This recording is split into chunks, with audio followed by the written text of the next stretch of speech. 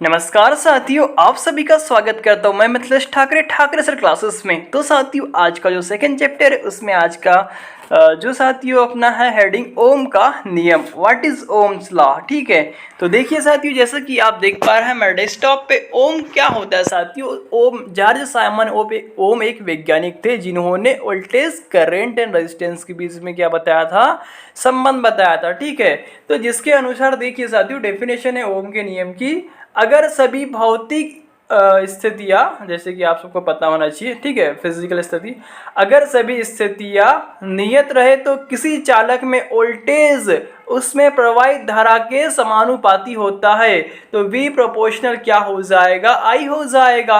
अब ये साथियों समानुपाती प्रोपोर्शनल का साइन हटता है तो आप सभी को पता होगा एक नियतांक लगता है। तो नियतांक साथियों यहाँ पे एक क्या है, ये R है। R क्या है साथियों, उसका क्या है, वो रेजिस्टेंस है, मतलब उस चालक कंडक्टर का क्या है, वो रेजिस्टेंस है। तो V बराबर क्या हो जाएगा माय डियर फ्रेंड, V बराबर IR हो जाएगा, जहां R एक नियतांक है जो इस चालक का प्रतिरोध है। ठीक है, तो आगे देखिए साथियों, आगे इसमें दिया हुआ है, नोट करके दिया हुआ है इसकी, जैसे कि आप सबको पता होना चाहिए साथियों, जो रेजिस्टेंस होता है इसकी एक यूनिट क्या होती है। बहुत ही इंपॉर्टेंट क्वेश्चन है, लाखों बार हजारों बार ट्रकों में पूछा जा चुका है भर भर के कि भैया रेजिस्टेंस की इकाई क्या होती है, प्रतिरोध की इकाई क्या होती है, ओम होती है। इसका साइन कैसा होता है, ये ऐसा होता है। आईटीआई का जो एग्जाम है साथियों, कई बार पूछा गया है। ठीक है, या फिर अगर वो नहीं दिया हुआ तो R बराबर V अपान के आई वोल्ट प्रति एम्पियर होता है।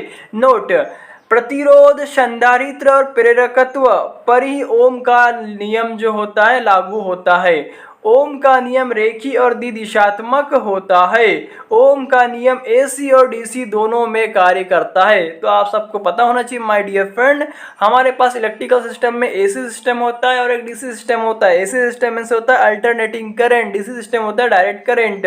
तो ओम का नियम एसी तथा डीसी दोनों पे कार्य करता है। आगे देखिएगा, एसी के लिए सिर्फ आर के स्थान पे प्रतिबाधा जेड हो जाता है, जिसको इम्पीडेंस बोलते हैं। एसी सर्किट, एसी थ्योरी में आप आगे पढ़िएगा। ठीक है, तो आगे देखिएगा, इसका ओम का ग्राफ दिया हुआ V बराबर IR। ठीक है, आगे देखिए साथियों, नेक्स्ट इसमें हेडिंग है कि प्रतिरोध, रेजिस्टेंस क्या होता है। ठीक है, मतलब उसका स्वाभाविक गुण क्या होता है, किस पर डिपेंड करता है। ठीक है, तो पदार्थों का वह स्वाभाविक गुण जिसके कारण वह अपने में से होने वाले विद्युत धारा प्रवाह का विरोध करे, प्रतिरोध कहलाता है। तो माय डियर फ्रेंड, आप सबको पता होना चाहिए किसी भी इलेक्ट्रिकल सर्किट में उसमें जो करंट बहता है उसके मार्ग में रुकावट पैदा करने वाले को क्या बोलते हैं, अवरोधक, प्रतिरोधक कहते हैं। ठीक है, प्रतिरोध का प्रतीक R है, जैसे कि यहाँ पे दिखा पा रहा है साथियों, तथा प्रतिरोध का मात्रक ओम होता है। प्रतिरोध का आकार शक्ति पर निर्भर करता है, प्रतिरोध पर नहीं। तो माय डियर फ्रेंड, आगे देखिएगा, चालक के प्रतिरोध को प्रभावित करने वाला कारक, नंबर फर्स्ट है टेम्परेचर, तापमान। तो जो साथियों इलेक्ट्रिकल सिस्टम में क्या होता है, आपको बता देना चाहो एक चीज, जैसे जैसे मतलब सर्किट में आपका टेम्परेचर बढ़ेगा, ठीक है, टेम्परेचर मतलब होता है T टेम्परेचर, ठीक है, तो उसी के रेशो में भैया अपना जो रेजिस्टेंस होता है वो भी क्या बढ़ेगा। तो ये याद रखिएगा साथियों, एग्जाम में कई बार पूछा जाता है। ठीक है, तो देखिए मैं इसको पढ़ के सुना रहा हूँ। तापमान बढ़ने से चालक का प्रतिरोध बढ़ता है तथा घटने से घटता है। ठीक है, आगे देखिए, पदार्थ की प्रकृति, नेचर ऑफ सब्सटेंस, अलग अलग धातुओं के तार का प्रतिरोध अलग अलग होता है। तो जैसे कि साथियों चांदी हो गया, कॉपर हो गया, लोहा हो गया, इन सब का अलग अलग प्रतिरोध होता है, क्योंकि ये सब की धातुओं का मेल्टिंग पॉइंट तथा साथियों इनका रेजिस्टेंस अलग अलग होता है। ठीक है, आगे देखिएगा, लंबाई, लेंथ भी डिपेंड करता है। चालक तार की लंबाई मतलब कि साथियों L को अगर हम बढ़ा देते हैं तो रेजिस्टेंस भी क्या हो जाएगा साथियों, प्रोपोर्शनल हो जाएगा, मतलब कि रेजिस्टेंस भी बढ़ जाएगा। और लंबाई को हम घटा देते हैं तो रेजिस्टेंस भी क्या हो जाता है, घट जाता है। तो R प्रोपोर्शनल L हो जाएगा।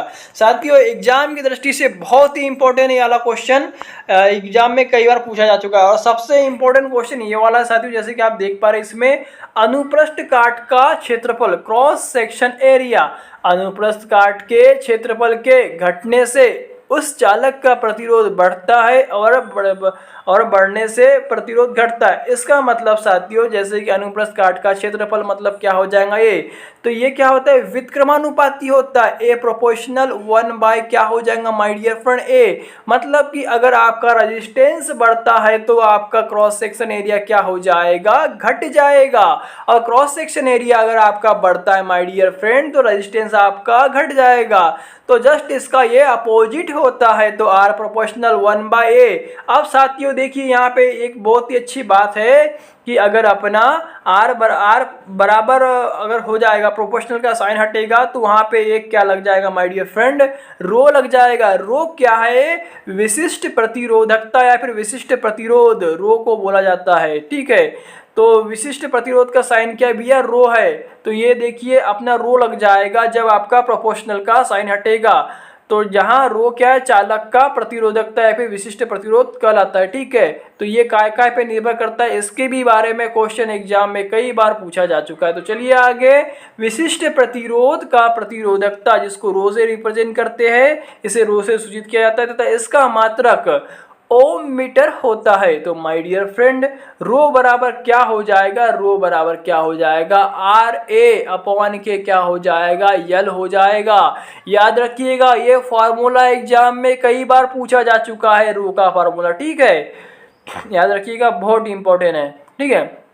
तो आगे देखिएगा नेक्स्ट, इसमें इसकी इकाई क्या है आपको बता दिया, ओम मीटर होती है। कैसे होती है, ये मीटर से वाला मीटर जो है कैंसिल हो जाएगा तो सिर्फ क्या बचेगा साथियों, ये देखिए मीटर का स्क्वायर है, ये वाला मीटर कट जाएगा तो क्या बचा, ओम मीटर ही तो बचा माय डियर फ्रेंड। और देखिएगा आगे नेक्स्ट, इसमें बहुत इंपॉर्टेंट चालकता। साथियों बेसिक ऑफ इलेक्ट्रिसिटी में ये जितने भी आपको चीज मैं बता रहा हूँ बहुत ही इंपॉर्टेंट रोल अदा करती है। चालकता मतलब होता है कंडक्टेंस। तो व्हाट इज कंडक्टेंस क्या होगा, इसके लिए इसका हम डेफिनेशन पढ़ेंगे। पदार्थों का वह गुण जो विद्युत धारा प्रवाह में सुगमता प्रदान करता है चालकता कहलाता है। तो देखिए साथियों, जो जी होता है इसको जी बोलते हैं, जो क्या होता है भैया, ये अपना 1 बाय आर, मतलब कि ये आर के व्युत्क्रम होता है, मतलब कि साथियों रेजिस्टेंस के ये अपोजिट होता है। कौन, अपना क्या बोलना चाहिए इसको, चालकता, मतलब कि साथियों कंडक्टेंस। तो देखिए इसकी डेफिनेशन भी पढ़ के बता दिया मैंने आपको कि इसे जी से सूचित करते किसी पदार्थ की चालकता उसके प्रतिरोधकता का व्युत्क्रमानुपाती होती है तथा बढ़ने से प्रतिरोध का मान बढ़ता है, चालकता घटती है। तो देखिए साथियों, अगर तापमान बढ़ेगा तो चालकता क्या हो जाएंगी साथियों, घट जाएगी तथा प्रतिरोध क्या हो जाएगा, बढ़ जाएगा। तो जी बराबर 1 बाय आर। चालकता का ऐसा ही मात्रक क्या हो जाएगा साथियों, साइमन होता है। लेकिन यहाँ पे देखिए 2-3 इसमें सिंबल दिए हुए हैं, ओम इनवर्स या फिर मोहो या फिर इसको साइमन। तो देखिए साथियों एग्जाम में इन सब चीज़ों में से कोई ना कोई एक टपक जाएगा वहाँ पे, तो आप जरूर याद रखिएगा इसकी साइमन इकाई होती है या फिर मोहो या फिर ओम इनवर्स, ठीक है। आगे देखिए माय डियर फ्रेंड, बहुत ही इंपॉर्टेंट क्वेश्चन है यहाँ पे फिर से कि जो विशिष्ट चालकता होती है स्पेसिफिक कंडक्टेंस क्या होता है। तो देखिए साथियों, विशिष्ट चालकता विशिष्ट प्रतिरोध का व्युत्क्रम होता है। तो इसको सिग्मा से दर्शाते हैं, सिग्मा बराबर क्या हो जाएगा, 1 बाय रो। विशिष्ट प्रतिरोध क्या होता है, रो होता है ना, आप सभी को पता है, जस्ट आपने अभी देखा। तो ये देखिए मैंने जिसको अभी सर्कल किया हुआ है उसके अंदर में सिग्मा बराबर क्या हो जाएगा, 1 बाय रो। इसका ऐसा ही मात्रक क्या होता है साथियों, बहुत ही इंपॉर्टेंट है, इसका ऐसा ही मात्रक होता है मोह मीटर होता है, ठीक है। तो जैसे कि आप यहाँ पे देख पा रहे हैं, ठीक है, याद रखिएगा, बहुत ही इंपॉर्टेंट एग्जाम की दृष्टि से। आगे देखिए नेक्स्ट क्वेश्चन। साथियों जो प्लेटफॉर्म बुक है रुक्मणी प्रकाशन की बहुत ही अच्छे से डिजाइन किया गया है, क्योंकि साथियों इसमें आप जैसे कि देख पा रहे हो क्वेश्चन हर बार वही यहाँ पे लिया गया है जो रिपीट हुए और एग्जाम में आते हैं, ठीक है। आगे देखिए नोट, अगर किसी चालक तार की लंबाई को x गुना कर दी जाए तो प्रतिरोध x गुना हो जाएगा तथा अगर खींचकर x गुना कर दी जाए तो प्रतिरोध x का स्क्वायर गुना हो जाएगा। तो याद रखिएगा ये फॉर्मूला, और ये मतलब कि एग्जाम में इस पे न्यूमेरिकल क्वेश्चंस बनते हैं, बहुत ही इंपॉर्टेंट है, ठीक है। आगे देखिएगा साथियों नेक्स्ट क्वेश्चन इसमें आ रहा है, इसमें बहुत ही अच्छा है, प्रतिरोधों का समूहन कॉम्बिनेशन ऑफ रेजिस्टेंस। प्रतिरोधों का 2 तरीके से समूहन किया जाता है। Number first my dear friend श्रेणी क्रम और सेकंड होता है समांतर क्रम।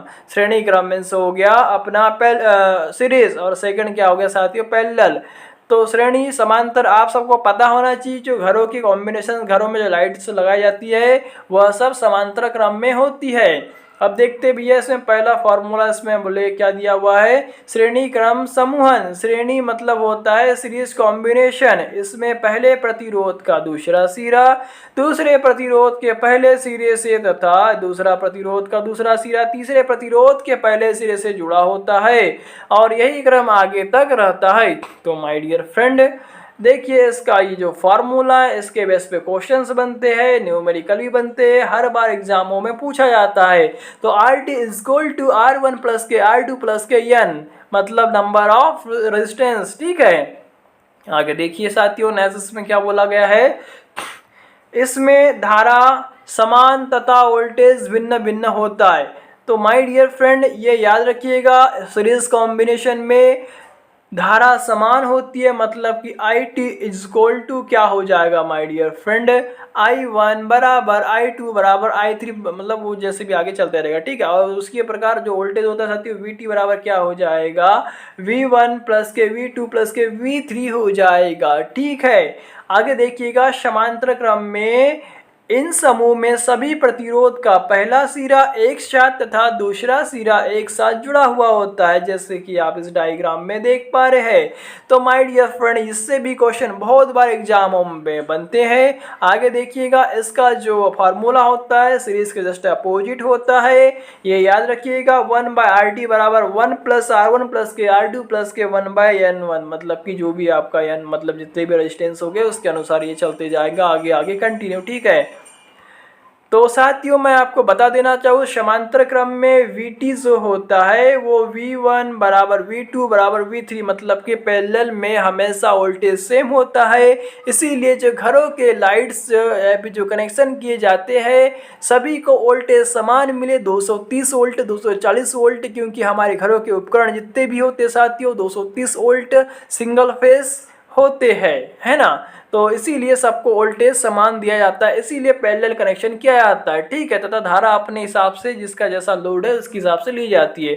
आगे देखिएगा साथियों, व्हीटस्टोन सेतु व्हीटस्टोन ब्रिज यह एक अज्ञात प्रतिरोध को ज्ञात करने की युक्ति है। अगर गैल्वेनोमीटर में प्रवाहित धारा का मान 0 होगा तो सेतु संतुलन में होगा। तो माय डियर फ्रेंड गैल्वेनोमीटर हमेशा देखिए सेंटर में लगा हुआ है, तो उसका बोलने का मतलब यह है धारा का मान 0 कब होगा, जब सेतु संतुलन की अवस्था में होगा। तो P बराबर क्या हो जाएगा, P अपॉन के R equal to Q upon के S, या फिर P अपॉन के Q बराबर R अपॉन के S। ठीक है, अब आ गया शक्ति। साथियों शक्ति क्या होता है, पावर क्या होता है, बहुत ही इंपॉर्टेंट है। इससे रिलेटेड क्वेश्चन एक बनता है कि शक्ति की इकाई क्या होती है, इसकी इकाई क्या होती है, वाट होती है। तथा P बराबर क्या होता है, VI होता है DC सर्किट में, और आपको AC सर्किट में पूछता है P बराबर क्या हो जाएगा साथियों, VI तो होगा, अगर 3 फेस है तो यहाँ पे √3 आ जाएगा, इधर में cos phi आ जाएगा। याद रखिएगा बहुत ही इंपॉर्टेंट फार्मूला है, कैलकुलेशन जब हमको पावर की गणना करना पड़ता है तब। तो देखिए पावर क्या है, शक्ति होती है, एकांक समय में खर्च की गई ऊर्जा को शक्ति बोलते हैं। तो P बराबर VI, P बराबर I का स्क्वायर, और साथियों P बराबर इसमें और एक फार्मूला आ जाएगा, P बराबर V स्क्वायर अपॉन के R आ जाएगा। ठीक है,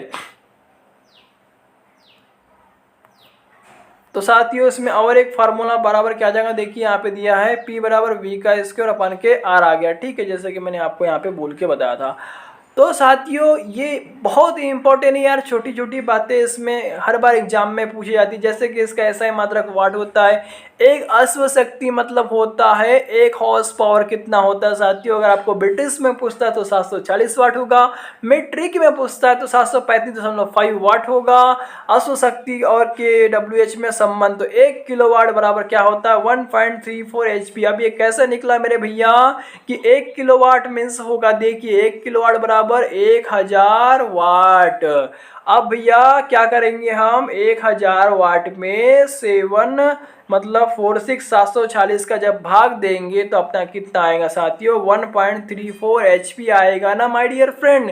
तो 1 किलोवाट बराबर 1.34 HP हो जाएगा। ठीक है, आगे देखिएगा नेक्स्ट इसमें धारिता capacity. What is capacity, capacity क्या कहलाती है, किसी चालक की धारिता उस चालक में विभव को एकांक से बढ़ाने के लिए आवश्यक आवेश की मात्रा। आवेश मतलब होता है क्यू, चार्ज की मात्रा क्या कहलाती है, धारिता कहलाती है। यदि किसी चालक को क्यू आवेश देने से उसका विभव वी बढ़ता है तो सी बराबर क्या हो जाएगा साथियों, क्यू अपॉन के वी। कैपेसिटी बराबर क्यू अपॉन के वी, इसलिए इसकी क्या हो जाएगा साथियों, इकाई यहाँ पे भी जैसे कि यहाँ दिया हुआ है, इसका मात्रक क्या है, क्यू मतलब होता है साथियों कुलाम पर ओल्ट हो जाएगा, है ना। ठीक है, या फिर इसको बोलते हैं धारिता। फेराड इसकी इकाई होती है कैपेसिटेंस, कैपेसिटी की। ठीक है, धारिता है ना। आगे देखिएगा नेक्स्ट इसमें संधारित्र की इकाई साथियों धारिता होती है, लेकिन इसमें कैपेसिटी दिया है तो इसलिए इसका क्यू अपान की वी, जहाँ एक यहाँ पे साथियों दिया हुआ है, जहाँ एक नियतांक जिसे चालक की धारिता कहते हैं। ठीक है, इसका ऐसा ही मात्रक क्या दिया साथियों, ओल्ट इनवर्स दिया है। ठीक है, यह अदिश राशि है, इसका व्यवहारिक मात्रक माइक्रोफेरेड होता है। ठीक है, माइक्रोफेरेड है ना। तो धारिता का मात्रक क्या होता है साथियों, फेरेड होता है। आप सभी को मैंने जैसे कि पहले ही बता दिया। ठीक है, आगे देखिएगा संधारित्र कैपेसिटर। अब भैया कैपेसिटर क्या होता है, जैसे कि आप सब ने देखा होगा घरों में, पंखों में लगा हुआ रहता है, मोटरों में लगा हुआ रहता है। तो यहाँ पे जो कैपेसिटर्स होते हैं उनके सिंबल्स दिए हुए, ये फिक्स कैपेसिटर है, ये पोलराइज कैपेसिटर है, ये वेरिएबल कैपेसिटर है। ठीक है, तो याद रखिएगा सिंबल्स और ये सब चीज़ें। संधारित्र एसी तथा डीसी पर दोनों पर कार्य करते हैं। यह डीसी को रोकता तथा एसी को प्रभावित करता है। तो माय डियर फ्रेंड आगे और देखिए, आगे साथियों जैसे कि आप इसमें देख पा रहे हैं समांतर प्लेट संधारित्र। तो साथियों ये आगे के नेक्स्ट अध्याय में मतलब नेक्स्ट पार्ट में मैं आपको कराऊंगा। तब तक के लिए साथियों आप सभी को मेरा प्यार भरा धन्यवाद। और साथियों इस चैनल पे आप नए तो प्लीज चैनल को जरूर सब्सक्राइब कर दे और लोगों को भी जरूर शेयर करें तथा ट्रांसफार्मर से रिलेटेड वीडियो देखने के लिए साथियों इस चैनल को जरूर से जरूर सब्सक्राइब करें। तो दोस्तों चलिए फिर मिलते हैं नेक्स्ट पार्ट में।